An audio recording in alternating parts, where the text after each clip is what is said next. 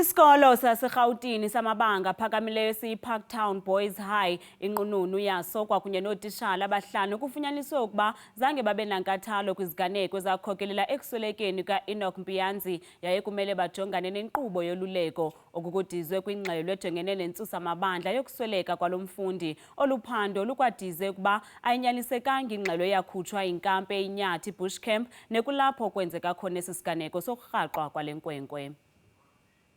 Ingxelo ingokusweleka ka-Enock Mpianzi iyakhwankqisa ngeyona ndlela yaye ishiye abaninzi bebambe ongezantsi.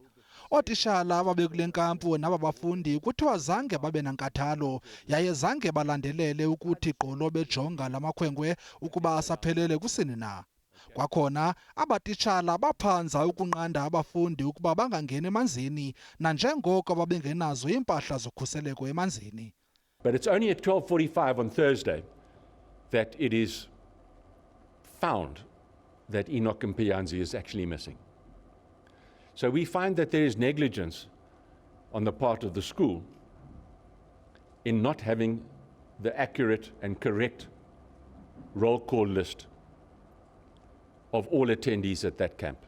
Ukanti le nkampani yamagqwetha ibiqhuba oluphando iqhube inkqubo zodliwano-ndlebe nabafundi kwakunye nootitshala ababethabatha inxaxheba kule nkampu. Nale nkampu babekuyo igxekwe kabukhali kusithiwa irhoqisa umrhaji indlela esebenza ngayo.